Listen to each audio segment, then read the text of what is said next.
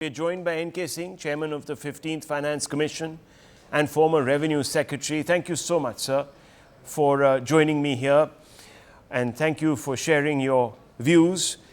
I want to begin by asking some very basic questions, Mr. Singh. For an ordinary middle-class family, what will this GST reset mean? Will groceries, insurance, school fees really feel lighter on the pocket? Well, that is the raison d'etre of what has happened. I would say that it is one of the most far-reaching reforms undertaken by not only by the Narendra Modi government, but a very, very far-reaching reform after the post-1991.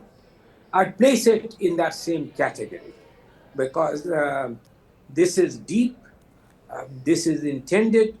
The objective is to enhance the consumption, the purchasing power from every segment of society. Look at the number of items which have a zero GST. That's a large number, and that is a direct benefit. Look at the number of items in which it has been calibrated in a downward direction.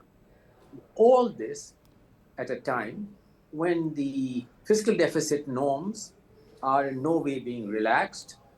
The ability, therefore, to project and predict the buoyancy effect will more than wipe out any transactional or transitional losses. And third, I would say that I'm quite amazed at the misplaced criticism which is being now levied. It is ironic that the very people who could not do so even the GST during their regime are now finding many loopholes and faults, even though grudgingly they have to admit that this is an important reform. But Mr. N.K. Singh, to be fair, they had been insisting that we move towards a simpler GST, these critics, for the last 8 years. So why couldn't we have done that earlier? Why now? Let me put it this way to you, and I'm being quite candid. Let me put it the fact that the idea of a GST in some form or the other, Rahul, goes back a long time. I recall that this was really embedded in the 1991 economic reforms. First, we moved towards what was known as the MODVAT scheme, if you recall. You may have forgotten that.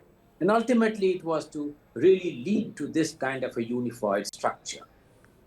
Given the complexities of that time, and because they have utterly failed to be able to get the federal states together, a very innovative measure was taken when really all states were brought on board. Part 12 of the Constitution was happily amended. States became an important partner in this change, and a unique federal experiment led to the initiation of the GST as a philosophy in itself. It needed time to settle down, and it is quite ironic that, first of all, without really admitting the fact that they had utterly failed to have any GST whatsoever, the GST was commenced during the period of Narendra Modi, and now, after having settled down, this very important decisive step, which the middle class and the average poor person was wanting, it will hugely incentivize private entrepreneurship. It will make it life easier. It will make it much easier to start up new business.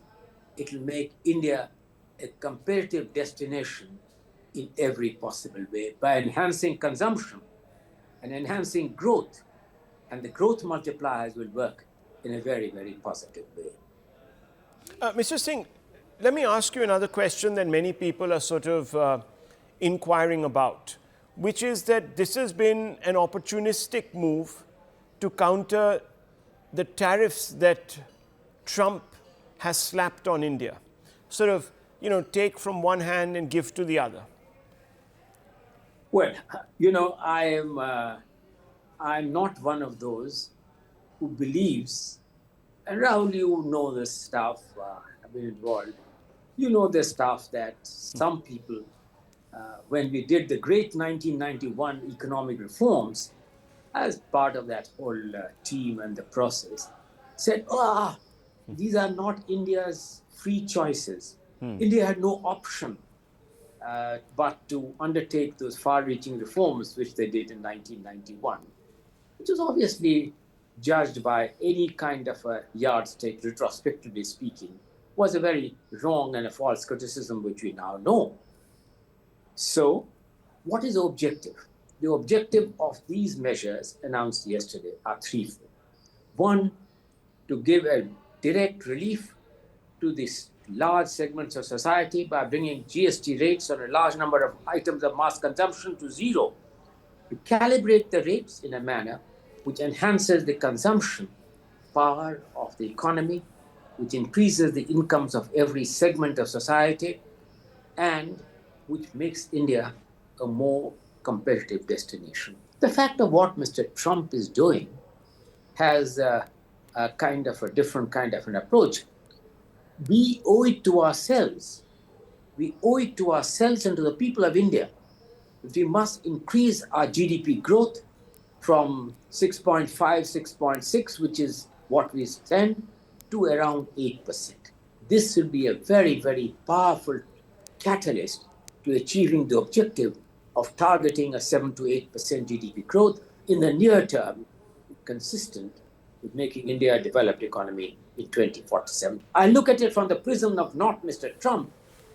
I look at it from the prism of making India an important developed economy consistent with the objectives which we have set for ourselves long ago.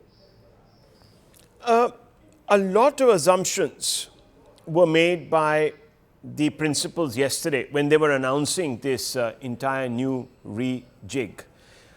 Will this reset boost consumption and private investment, which has been lagging? And that's really the problem. So will this substantially address this issue, or are we going to see hedging continue because there are still global headwinds and uncertainties? Of course, I would say a very direct answer to your question. But in leaving much higher levels of income with an average person than he had before this calibration, consumption will surely increase. If consumption increases, we know it has multiplier effects in terms of a much better utilization of the capacity in the country to incentivize new investments and to spur growth. And there is no getting away from the fact that growth will pick up as a result of this. Second point is that, yes, of course, there are virtuous circles on which these assumptions are built. The virtuous circles that you can make any kind of an assumption on price elasticity of demand. If prices come down, will consumption increase? You can come to the unhappy conclusion that they will not. But all known economics says that if prices come down, if purchasing power is enhanced, the likely chances are that consumption will go up, and therefore